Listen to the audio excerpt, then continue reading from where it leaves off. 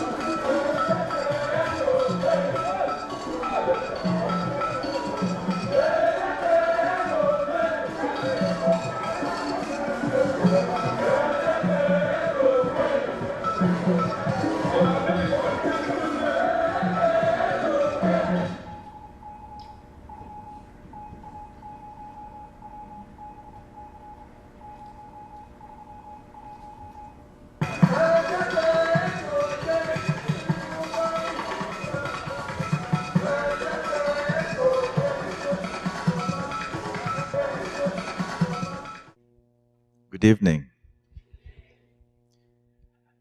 The video you just watched will serve as a backdrop to my presentation, which should last for approximately 7 minutes, since the video itself chewed up 7 minutes of my 15 minutes.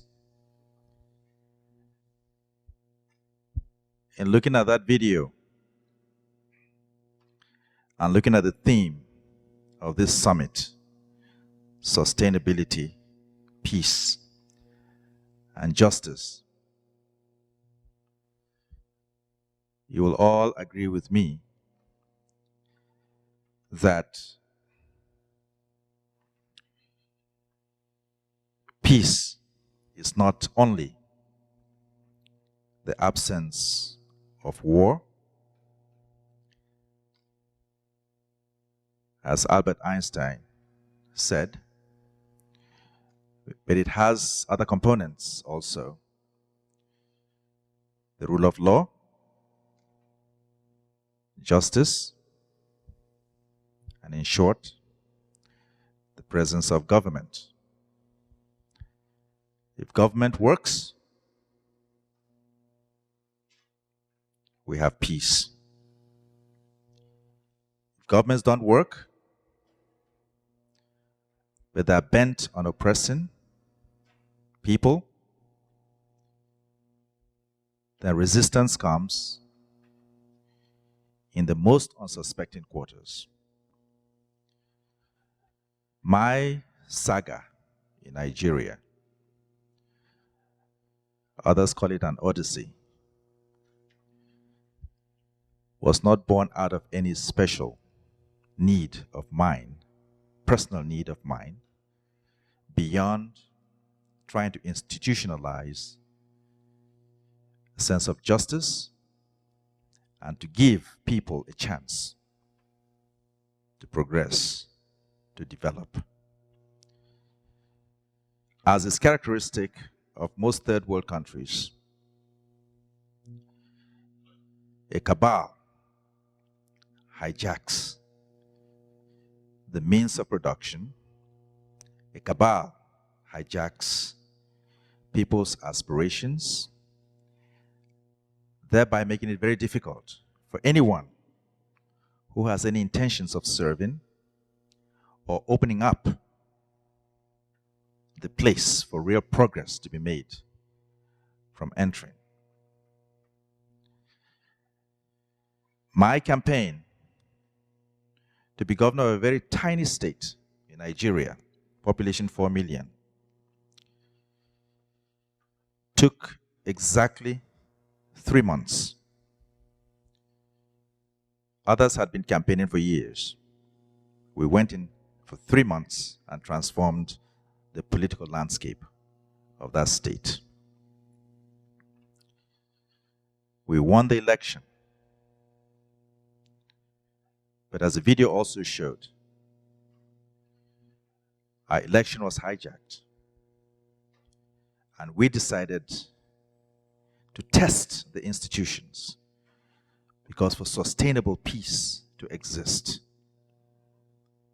the institutions must be tested, and individuals must be bold enough to confront the system, which is what I did, which is what my media aide, whose shut up body you saw on the video, also endured. That is the supreme price he paid. And that is a guy who never participated in partisan politics. But because I went to Nigeria to participate, he came out. He had retired and decided that he was going to support my cause. And he paid the supreme price. The ordinary people you see on the street, it sounds like a fairy tale. You see on CNN, the Arab Spring, and other agitations worldwide.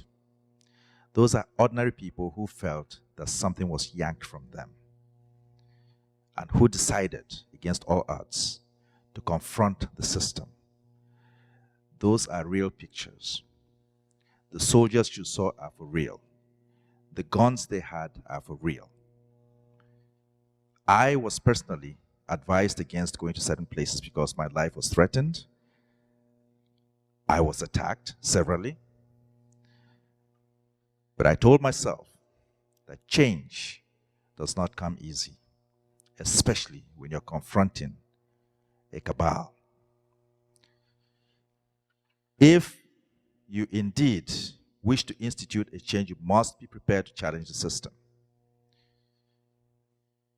For so long, many of us either feel incapable of challenging the system, we feel we do not have the wherewithal, we do not have the capacity, we do not have the backing to challenge the system, or we do not have the money to challenge the system, and therefore we keep quiet and allow the rot to continue.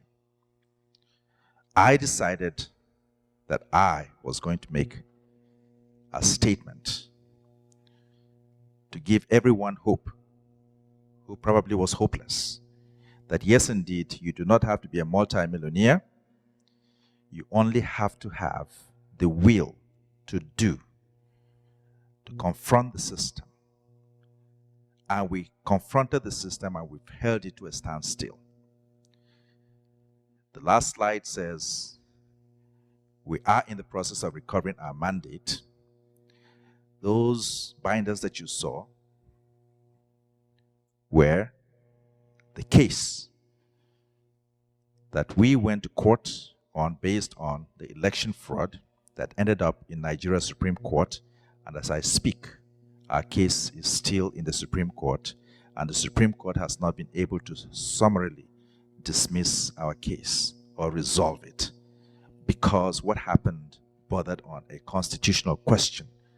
And therefore, we're asking the Supreme Court of Nigeria, we want you to exercise your right to interpret the Constitution.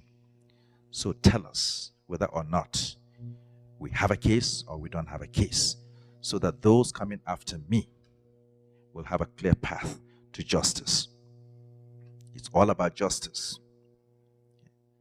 I don't have to win an election. If I am beaten fair and square, wonderful. I'll congratulate the winner and move on. But where we have a situation where simply because someone is in power, that gives them the right to dictate how things are done, whether it's wrong. We owe it to ourselves to speak up and to stand up so we can change the system, so the ordinary person does not suffer.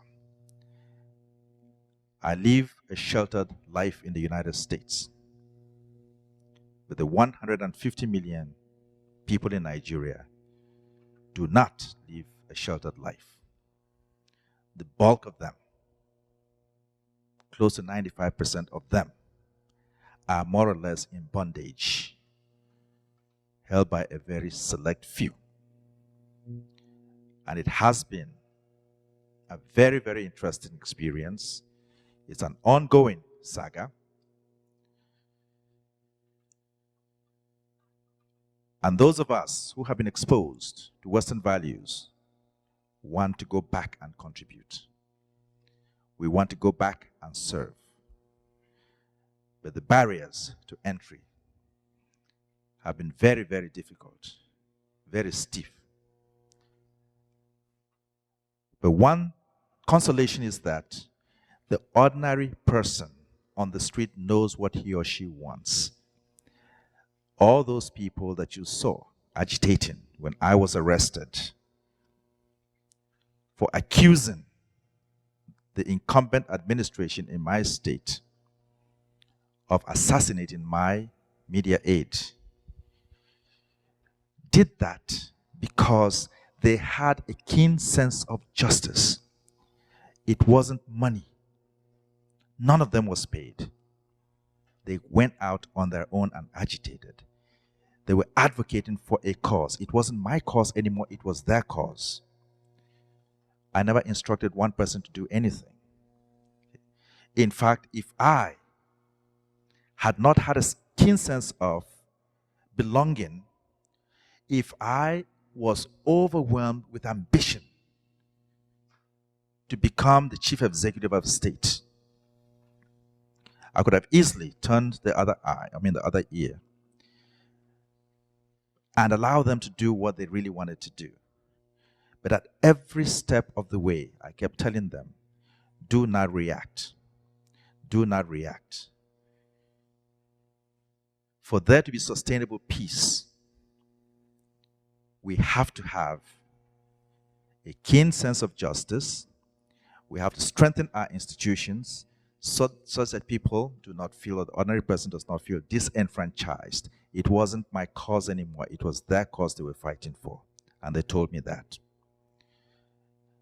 So coming here today to talk about peace, sustainable peace, falls squarely in the realm of my own experience in Nigeria, having left the comfort of Cal State East Bay to serve as an ambassador, taking along with me the values that I imbibed, the values that I learned, the values that I was exposed to here, back there, to make a difference. And we made a difference. We continue to make a difference. So when you hear the chants, "show change," it simply means, in my language, that the game has changed. Ugbah has arrived and the game has changed. That's what they were chanting. You give them hope. They have a sense of belonging. They have something they're fighting for. They have accepted and assumed ownership of the cause that I went to fight for. So my job was easy. The only responsibility I had was to stay alive. That's it. Maybe a very tall order, which it was. But that was the only responsibility I had, because they took it over and it became their cause. For us to live in peace, it's not just sufficient for there not to be war. Other things also have to be in place. Here, our educational systems do a very good job in terms of civics, teaching civics. I'm hoping that perhaps in God's infinite wisdom, He will make it possible for a person like me to go back and lead a small group of people, 4 million in all, so we can set a tone, show them by example how people can live together, how we can allow the rule of law to prevail so everyone gets a chance, so that it's not only for the privileged. Very tall order, but I know that is something that is possible.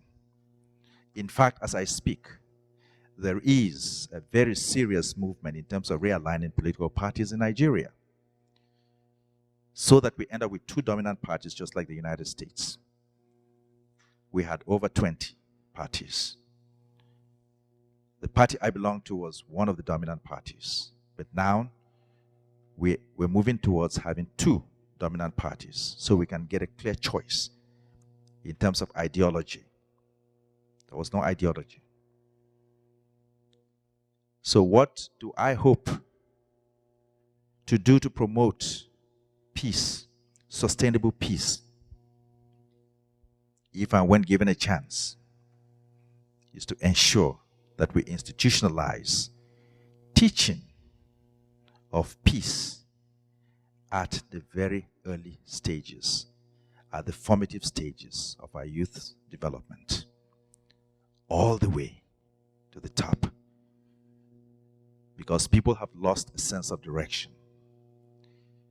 We have a nation called Nigeria only in name, but it has fantastic potential.